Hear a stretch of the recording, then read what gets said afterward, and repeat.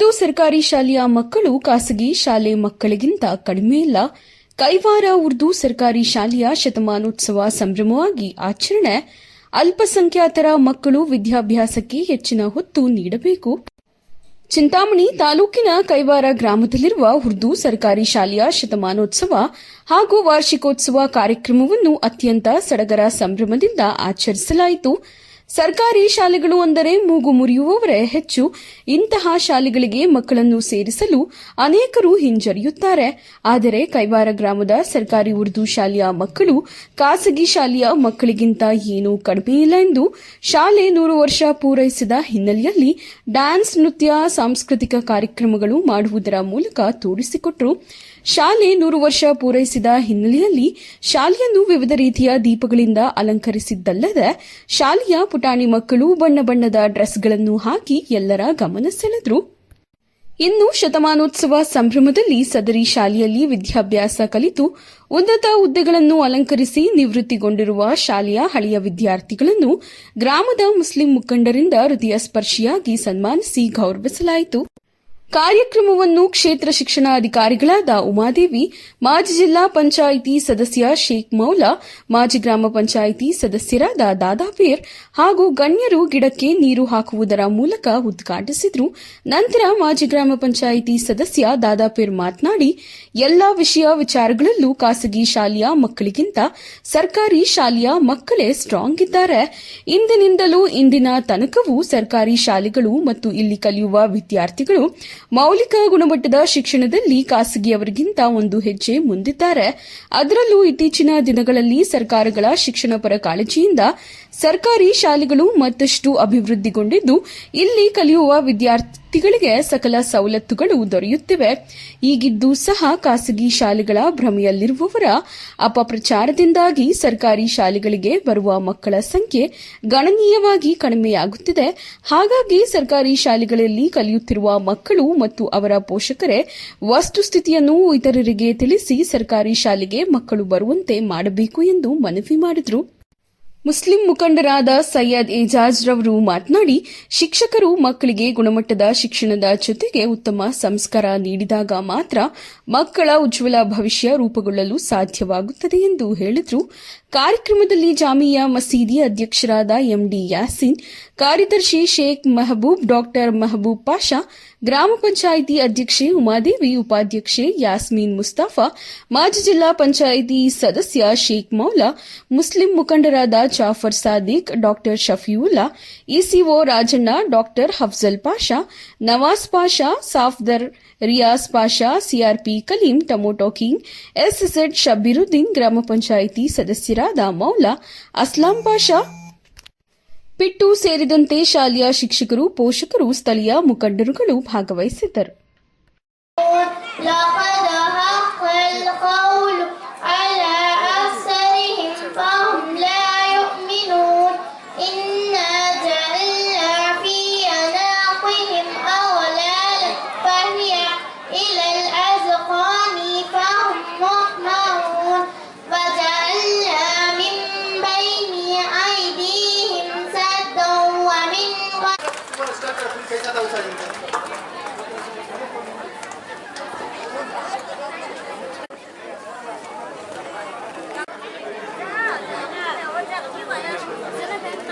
English, Kannada, Urdu curricular activity के साथ education दिया जा रहा है. इस बार 40 या 45 बच्चे हैं यहाँ पे. अगले साल कम से कम 200 बच्चे होना चाहिए. अगले साल हम सारे कैवार के लोग मिलकर, कमेटी के लोग मेहनत करेंगे. इंशाअल्लाह मैं भी साथ बनी रहूंगी. महाना या 3 महीने में मतलब एक बार आके कमेटी वालों को, स्कूल वालों को अगर मेरी कुछ जरूरत लगे कि टीचर्स को कैसा गाइड करना चाहिए, बच्चों के एग्जाम कैसा करने चाहिए, तो मैं इनका इस्तेमाल करें. इस स्पीच से बेजार ना हो गए.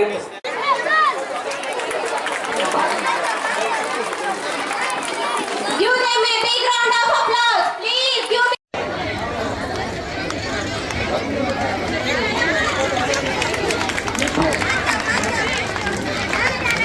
Give them a big round of applause, please.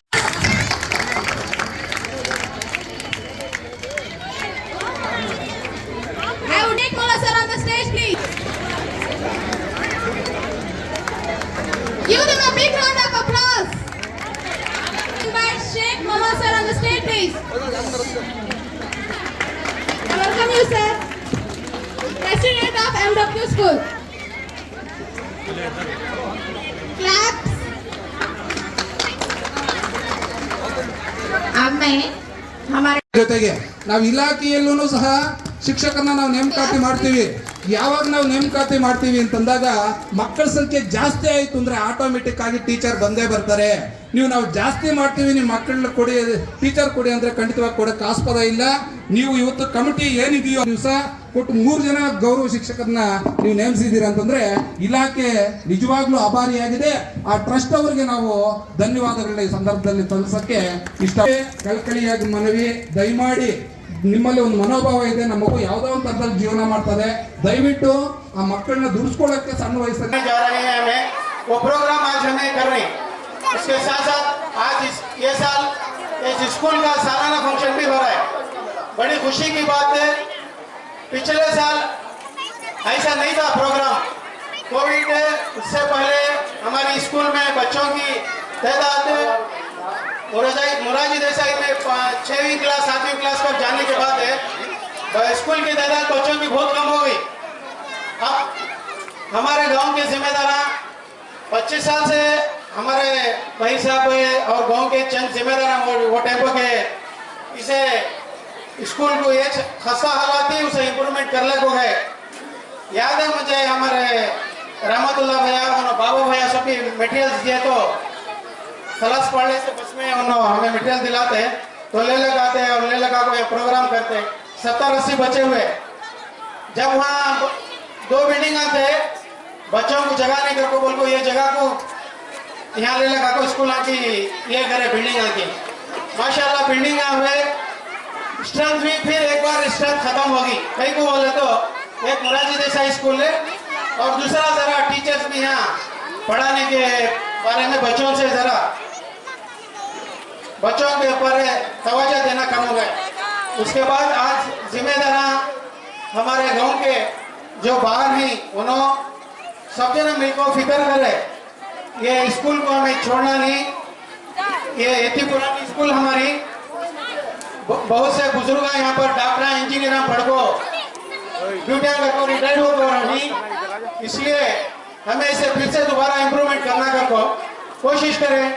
हमारे सादी भाई साहब बाबा भैया ये स्कूल की पढ़ाई ठीक नहीं चल रही, इसलिए अपने सरफे खास से इस स्कूल को 2-3 असातिज़ा उन्होंने यहाँ पर रखे हैं. इस स्कूल में कई मुतबर अशखास की तालीम हासिल की है. 100 साल पुरानी स्कूल है. हम सबको इसमें फख्र करने की बात. बहनों माओ आप यहाँ पर मौजूद हैं. इस स्कूल को आगे बढ़ाने में कमेटी का जितना रोल है उससे बढ़कर आपका है, क्योंकि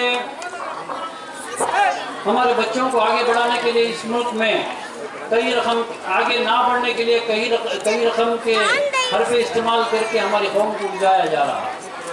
हमारे अंदर अगर इल्म आ गया, कलम हमारे बच्चों के हाथ में आ गया तो कोई भी परेशानी उठाने की जरूरत नहीं है.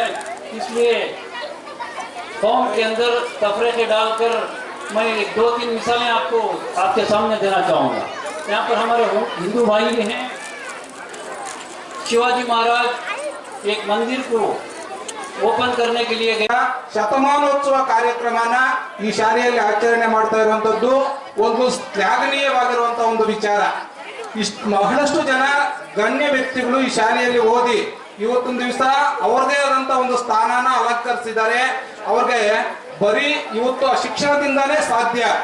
ಒಬ್ಬ ವ್ಯಕ್ತಿ ಯಾವುದೇ ಸ್ಥಾನಕ್ಕೆ ಹೋಗ್ಬೇಕಂತಂದ್ರೂ ಶಿಕ್ಷಣನೇ ಅತಿ ಮುಖ್ಯ.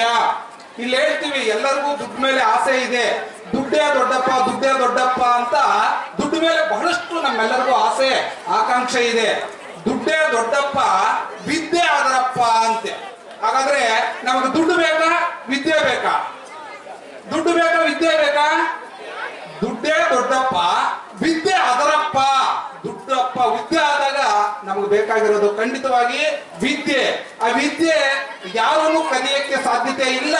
ಒಬ್ಬ ವ್ಯಕ್ತಿನ ಯಾವ ಸ್ಥಾನಕ್ಕೆ ಬೇಕಾದ್ರೂ ಎಲ್ಲಿಗೆ ಬೇಕಾದ್ರೂ ಕರೆದೊಯ್ತದೆ ಅಂತಂದ್ರೆ ಅದು ವಿದ್ಯೆಯಿಂದ ಮಾತ್ರನೇ ಸಾಧ್ಯ.